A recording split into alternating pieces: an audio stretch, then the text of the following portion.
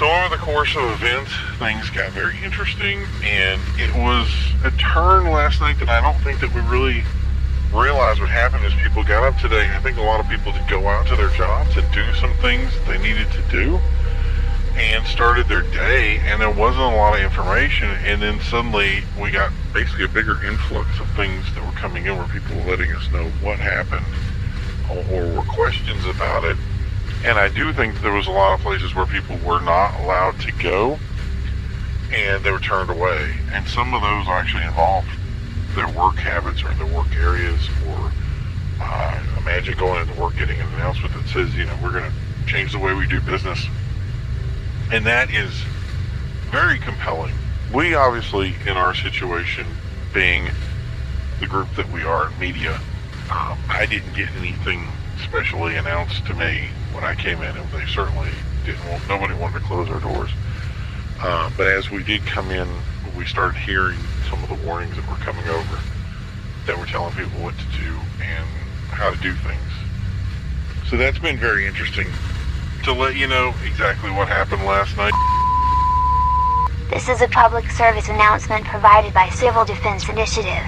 If you live within the affected zone, the following emergency information has been provided for your safety. At this time, you are asked to shelter in place.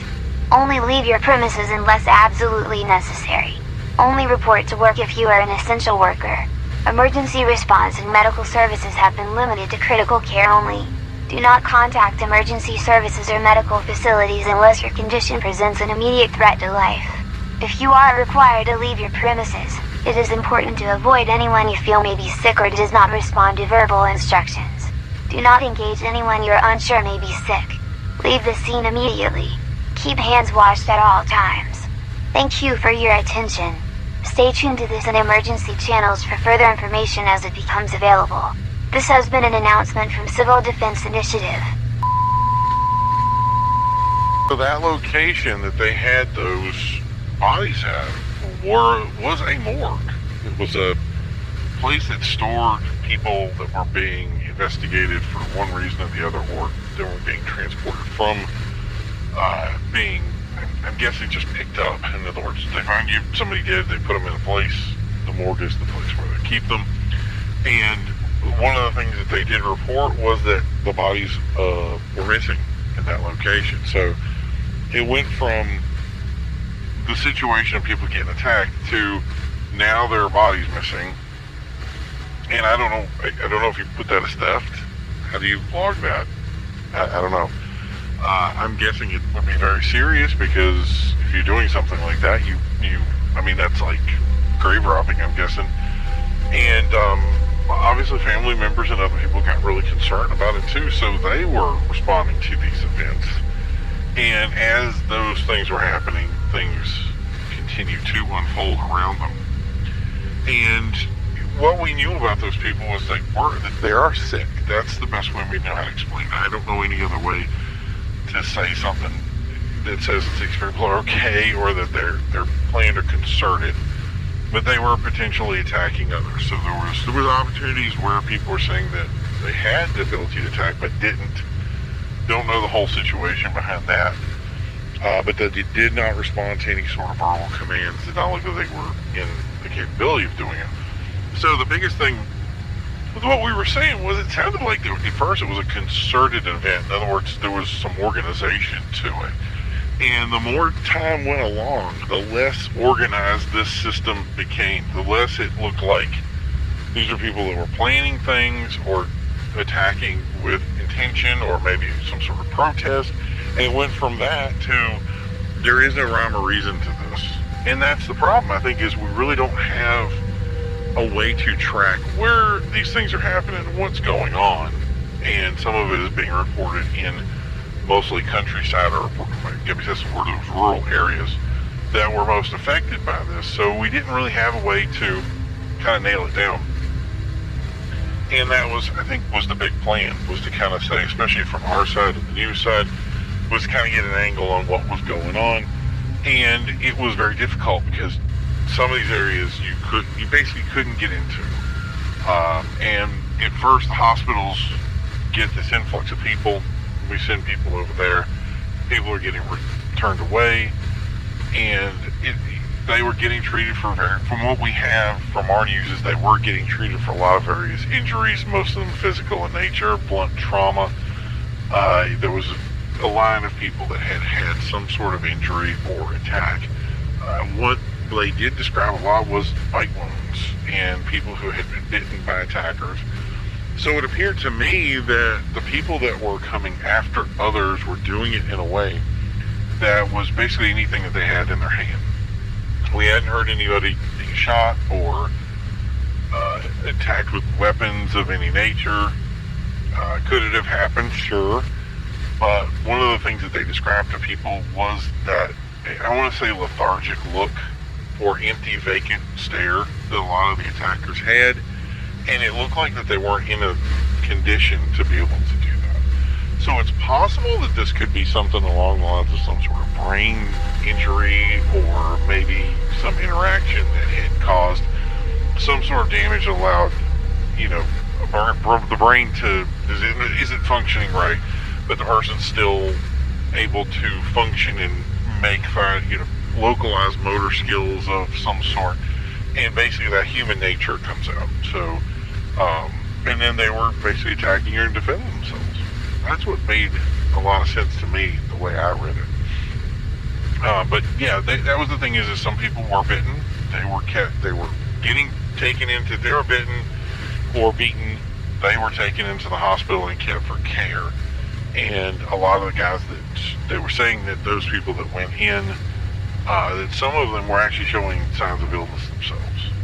So maybe the thing that keeps coming back to me, if you have an illness, high fever, etc., then this could be some sort of illness. And I've heard of these brain fever incidences happening where people have these, high fevers that basically, and I'm going to say it just melts your brain, that it puts them into a situation where they really could have substantial damage to certain areas of the brain that is higher learning, if you will, or higher functioning, that allows them to continue to make decisions or make logical decisions. And if those things are gone, it would be very difficult for a person to basically ask for help.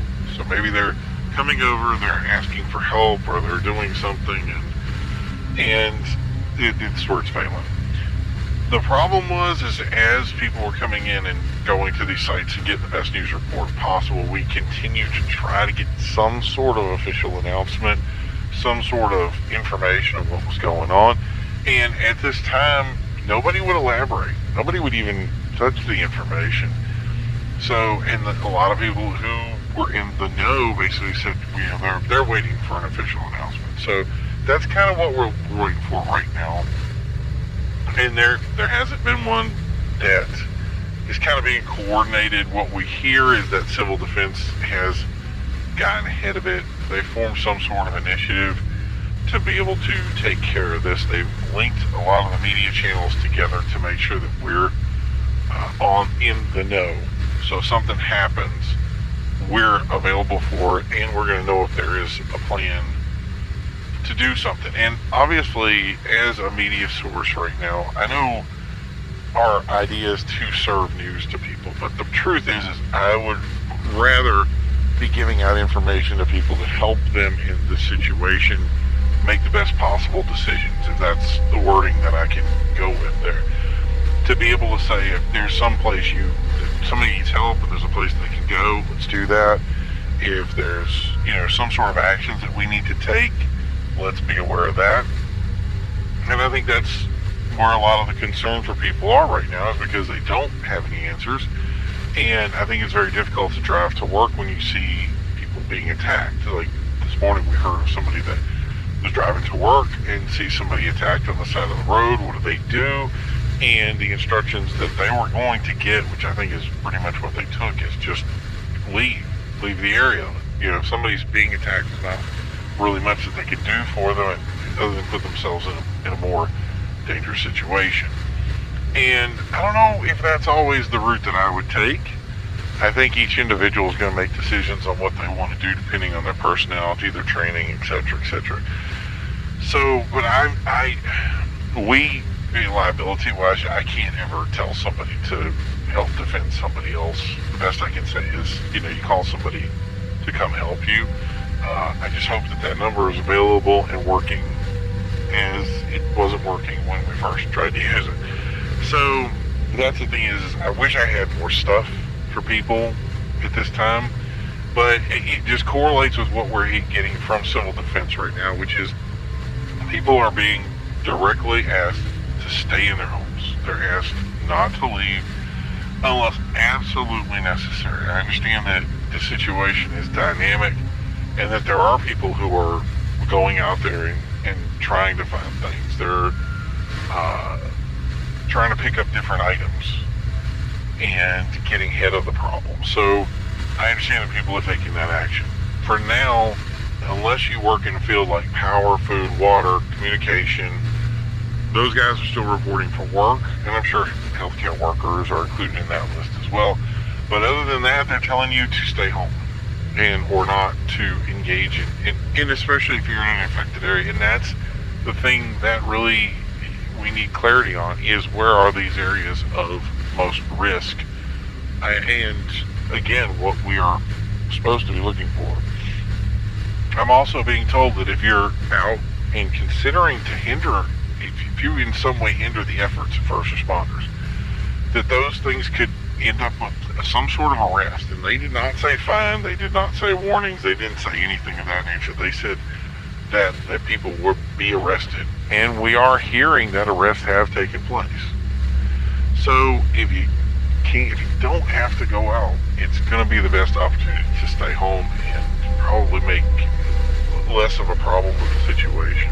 And I think that is the big concern, is somebody goes out, they try to get ahead of things, they cause a bigger problem for themselves or others. Now, instead of rescuing one person, everybody's rescuing two people. And that goes into the part of, hey, you see somebody on the side of the road that's getting attacked, what should you do? Definitely don't be a part of the problem. And I think that's just as important, because like I said, if you have to rescue two people versus rescuing one people, you've made it very difficult for everybody, including yourself, and that just doesn't help. So civil defense did contact some companies and basically threatened to fine people. This is what we're hearing from them too, from some of the people who have contacted us, that they would fine them if people were asked to come into work, which I find that's very interesting, that they would take the additional statement to be able to do something like that. It just seems very overreachy for me that things like that could happen, that people could say, look, if you bring people in and their lives are at risk just coming into work, that you could face some sort of fine or some sort of, I guess, litigation. I didn't really get the whole details of it, but it's there. It's, as we get more information into it, I'm sure we'll look into it. And we don't know how many of those businesses actually listen to that as well. I'm sure there's a lot of companies, I know there's a lot that I used to work for that would say, I don't care if it's a thunderstorm or tornado or, the apocalypse of the world coming to an end, that we wouldn't be expected to come into work. And that's where jobs like mechanic come into play, where, these are pretty much required. If you're going to have any sort of vehicle that you need to use in a situation like this, I would feel that the vehicle would be an important part of this equation, even though you're being told to stay at home. Then having a mechanic or an individual that can actually work on vehicles or, HVAC systems, heating, plumbing, that kind of thing, those kind of people would be required or necessary workers. And we didn't hear a lot of that in the instructions that they were allowed to go out. And especially, like say, being a plumber, making a house call, I would think that would be, at this point right now, kind of interesting. Like, I'm not sure if I'd want to take a phone call and go into a random house at this point, knowing that, a couple of situations that have happened regarded somebody coming out of a building or structure and attacking somebody else unaware. So I don't know, maybe there's a little bit of, give and take here that we really have to figure out down the road. So I have instructions for people that were required to come into work, which, wow, this is pretty interesting. So avoid anyone you feel is sick or responsive. That seems pretty much a given. If you see someone that appears to be sick or unresponsive, avoid the area. That interesting pitch on that, but yeah, it does say contact emergency services. Now, the thing that I need to clarify here is that also comes with the walkie-talkie channel that they're going to be using. I don't know if that's like a standard channel that people use or if there's something specific for them, but there is a numerology system here, so there is ways for people to contact for them their emergency services, and I'm guessing that those do pick up. This one also says that police are authorized to use force if attacked, so I'm guessing they can't outright attack, or I'm wondering if that means if they can defend themselves or if they can defend others if they're attacked. But these words are, and the things that we're getting here for instructions seems very direct, discreet, and not very, leaves a lot for interpretation. If you are in an area that you believe the infected may be present, your safety is the first concern, even over an emergency response. So they're being told that if they do respond to an incident and the place that they're going is they consider dangerous, they do not have to react to whatever that situation is. So that's some interesting instruction. I've never heard anything like that before. And that to me sounds like it's getting a lot crazier out there than I expected. And it's an interesting turn of events. So they say that here in this one that they are ahead of the situation in the city, but toward the rural areas it's difficult to judge what level this is taking hold. So the city, of course, is being a lot more people. I'm sure that they were able to get ahead of certain things, but as rural areas go, there is a little less knowledge, especially if you get into areas where things are more expansed out, that there could be things that are going on that we're not fully aware of. But it says here that if it's in the city, they're currently ahead of the situation. They have it fully under control. So, but it's concerning too that if they say if you're sick or you feel that you're sick, to not come in. So the problem is people, how do you know if you're not sick, or if you are sick, or how do you know if you come into contact with somebody who is sick and you are having symptoms or you're having some sort of issue? We don't even know what the symptoms are. I don't even know how to advise this. How do you tell people, hey, don't go in if you're sick, or don't take this action if you're sick, or stay this way? But there's nothing that says exactly what it is or what those conditions are. There's tons of illness. It's funny, every time we look it up on one program, it says clearly, everything looks like the flu. And a lot of them flu-like symptoms, that kind of thing. And it is just a blanket that you don't know. And so I just say to people, use your own discretion. If you feel worse than normal, and if you're sick, obviously you don't want to go out and spread it to anybody else, but if you do feel a certain situation where you feel totally not up to speed, then maybe further action needs to be taken. What that action is, we haven't been given instructions. So the problem that I think is people are coming into contact with these people. They're getting sick. They're getting more people sick. And it's happening in some way where we're not fully aware of what's going on. And I think that's where my biggest concern would be. So from what they described from these people that were attacking, they were bloody, hurt, they can't be hygienic. So if they're sick in some way, they easily would be spreading something. So what do we do if someone starts getting sick afterwards? Like if you come into contact with someone, is it catchy? Is it airborne? That's the problem. We don't have all the details right now. And we were told that people who were getting sick were showing signs of illness. So they were having high fevers. I forget the other one.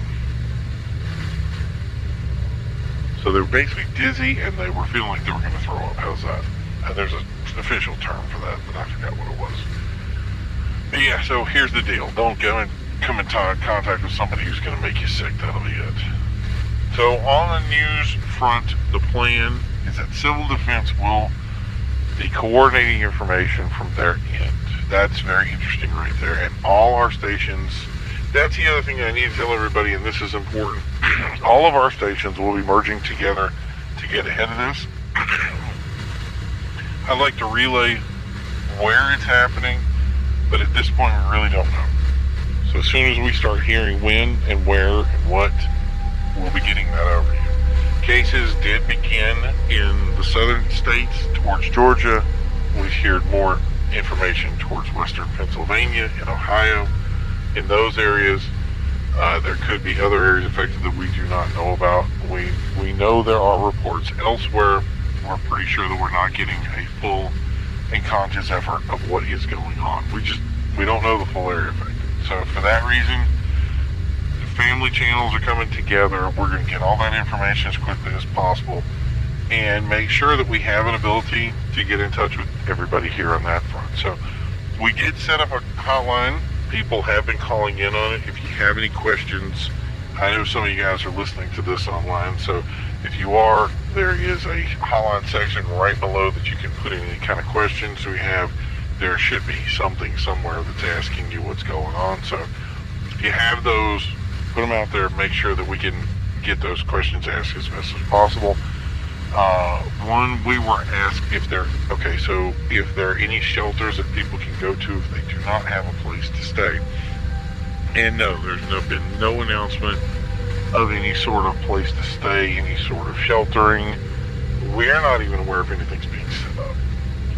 So if you can't stay at your house and you are displaced, I know some people are going to the hospital, so I'll just let you know right up front that if you go to the hospital, you're going to be turned away. That's just the reality. So I wish I had a better option for you right there. I don't at this time. So what I think we can take from this is whether you're in an affected area or not, you should be aware of your surroundings. Even going out to do anything, make sure that you're aware before you go out to see the area that you're running into. And I think, especially if you go into a store, you go in for last minute things right now, personal space is huge. We don't know if the person standing next to you is sick or has any issues, so 6 feet of personal space is, I think, the rule. And if you're going to do that, that's the direction that you should take, is take that space, separate people, make sure that they're not, and if you're not ready for the long haul of living in your house right now, it might be time to think about it. We don't know exactly how long this is going to be going over, and I would just prefer that people take the time that they need to start collecting the things that they need for their house and make the one trip and just call it a day. And I'm having a feeling that this starts to land out there, that people are hearing this, that there's going to be a lot of empty shelves of paper towels and canned food. Toilet paper is going to be in big supply. So yeah, if you're going to take those actions, do what you got to do to get it, and then just get back into a position where you're safe and prepared for whatever's going to be coming next. And obviously, don't make it a short term. There's a lot of people out there, I know, that they told me before that they were ready for things. Now's going to be the time to really test to see if that's true. So if those are 48-hour, a lot of people would say go bags, those 48-hour step things, that's a big deal. Civil Defense used to show us exactly how to put those together. That was a really cool program. And a lot of people just basically discarded the information and never got anything ready. So if you don't have something ready, I think that now's the time. You may be the 11th hour here, but at least you're taking some sort of action. So, and that's the thing is don't forget fuel sources. Propane, alternative fuels, wood. Wood can cook food or boil water. Dare even go down that road, but if we do lose power, if we do have issues that have happened, phone lines can go down, power lines can go down. You'd be amazed at how hyperbolic people can get. Some people can drive too fast to get into some place, and other people, they solve their problems with alcohol. And I would say nobody ever drive while even under the presence of anxiety, because those things make you do bad things, and causing an accident because it could make things worse. And that's why I think they put that rule into play to say, hey, if you're sick, or if you have this problem, or if you're thinking about doing anything, stay inside your house. Have people, I'm guessing they want people to come to them, but stay there instead of going out and having an accident. And now, like I said, now it's not just rescuing one person, it's rescuing multiple people. And I don't think that they're going to be very kind about that action. So it's worse that we say, don't go out unless it's absolutely necessary. But, if you do have to go out, and you do go out, don't make multiple trips. Get everything in one trip, and you're good. So the only good news I got for you right now today, and I think that the craziest thing ever, is that the weather is good. Temperature is nice. Not a lot of humidity out there, which we had over the coming days. Kind of built up to it, so I think it really just got over that hump. So now, if you're going to be stuck in someplace, it's going to be the perfect weather to be stuck for at least a short period of time. We don't have to worry about freezing or being too hot, which is great. And so the officials have time to get ahead of this. They have time to fix it before we have basically, if it's too late and somebody's stuck in a snowstorm or freezing cold temperatures, and suddenly the electricity goes out, that could be a bigger issue. So right now, those issues, those aren't something we're going to take into account. So those who have gas or other heating options, you'll be in a great position. We don't need a lot of electricity if the grid goes down to start some sort of a heater or heater unit to be able to get those started. At least you'll have something that's going to be running at least in the short term. But that's the thing. I think we really are going to make sure generators have fuel, make sure that things are working normally. I don't want to see anything bigger go down. And the more I think about this, the more the information I see, the less I feel that we really understand the true depth of what we're dealing with. And I know, I get it. It sounds hyperbolic, but I don't think I am being hyperbolic here. I think I'm being genuine in saying that if you've been following social media for any length of time now, you're going to see that dinger going just nonstop. And there really is that one kind of trending thing that you see. There's no specific hashtag or anything like that that's really catching us at this time. But I'm sure it's going to happen. And when it does happen, we're going to be looking for it. So I'm hearing others saying this just, it isn't going to blow over. That we've got some sort of long haul to deal with this. And that is something where I tell people, then if we're going to do a long haul, let's be ready. So let's say minor case that there's 100 sick people out there. We should be able to deal with that fairly quickly. And maybe that is the situation right now. Maybe they are. But I think if they're going to want to get ahead of it, they're going to take the necessary action to make sure that other people aren't sick, to make sure that people know how to test themselves and be self-vigilant. But if there's 1,000 sick people out there, and who knows how catchy that is, we can have 1,000 more overnight. That's exactly what we do. We can go from everything's fine to everything's not okay in a heartbeat. And I think that's really the issue that we're dealing with, is there's a time you can control something, and there's a time when it's not controlled. And I think the biggest problem we're running into right now is that we don't know what is being controlled and what's not. We're just simply being told that everything is okay and to relax. And I don't know if that's 100% true. In some respects, I think people are being too calm. And somebody's sitting at home right now. They're not ready for any problems. They're not going out right now. They're not getting any kind of food, but they have nothing in their house. They have probably 48 hours to maybe a week's worth of food at most. And they're not taking the small actions that they need to take to be able to, get ready for this. to understand that people are sick and they don't want to go out and engage in, people that are more ill. And I think with illness especially, it tends to build up. And I don't want people to take too little action. So I think about it this way. Look, here you go. Last night at 10 p.m. effectively, all this started. It went from 0 to full speed. So we had maybe 10 or 15 people that reported at the most that were potentially a threat. Now we wake up in the morning. So it's probably been it's a little under 12 hours now. We wake up in the morning and now we're hearing 100 people. So if I do the math on that, best case scenario, we have what? 7 days to get ahead of this, and then it's too late. So at most we have what? So carry the 2. So 28 days, and this would be a worldwide problem with those numbers. It's pretty crazy. If we go from 10 to 15 to 100 in 12 hours, at the end of that period, we're now in a situation where this is the problem. And who knows how long this illness takes to get to people. So, and all that, and nobody's made a single announcement. And that's where my biggest concern comes into play. When people don't make announcements, they don't know what's going on. And I don't understand why that's not concerning to anyone. It certainly concerns me. So hopefully we're going to start getting some information soon from a hospital, a doctor, police, politician. Heck, at this point, if I heard the janitor say something, I would listen. And it would definitely help.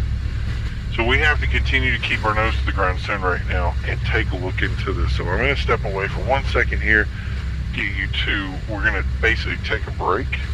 And then when we come back, we'll be talking to you a little bit more on what's going on and see if we can get some more information out there. We'll talk to you soon.